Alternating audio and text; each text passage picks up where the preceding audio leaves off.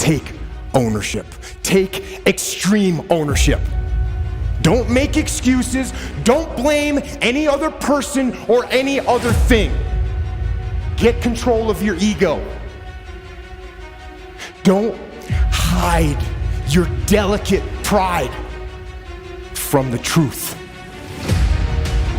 Take ownership of everything in your world, the good and the bad.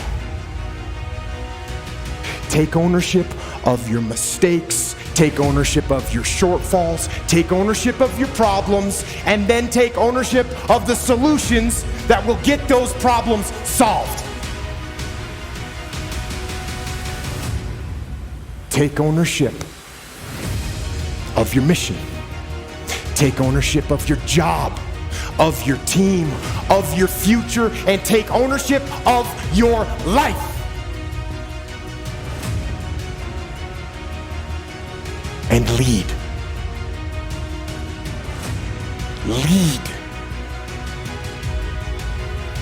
Lead yourself and your team and the people in your life. Lead them all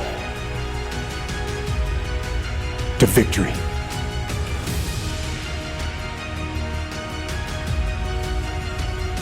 You're never, ever, ever, ever going to feel like doing the things you need to do in order to have what you want.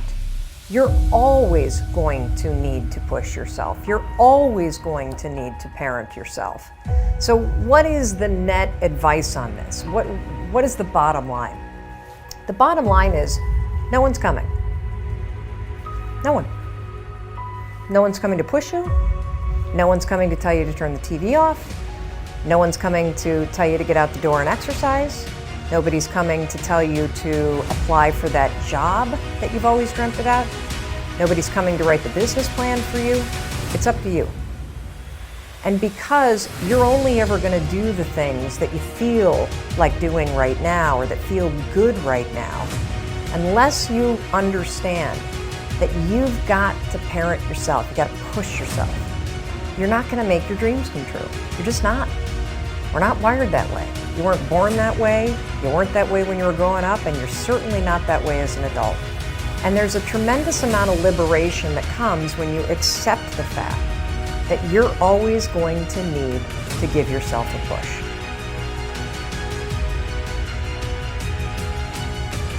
One of the things I have realized, and many of us have, that if you want something out of life, if you want to change yourself, if you want to acquire something, if there's some goal that you want to reach, that it's really not easy as some people will make us feel. That living your dream, changing your behaviors, overcoming negative habits, it's challenging. It's hard. That living alone is just very difficult. And once we begin to come to grips with the fact that living is difficult, life is very challenging. So how do we begin to nurture that hunger? What are the characteristics or the qualities of people that are hungry? What will it take for me to get some of the things that I want? And being hungry for those things, number one, you've got to work on yourself. It's very important that you engage in an ongoing process to develop you. Spend more time on yourself than what you've been spending. It's very important. You owe that to yourself. Many of us never realize our greatness because we become sidetracked by secondary activity. We spread ourselves too thin, don't know how to say no.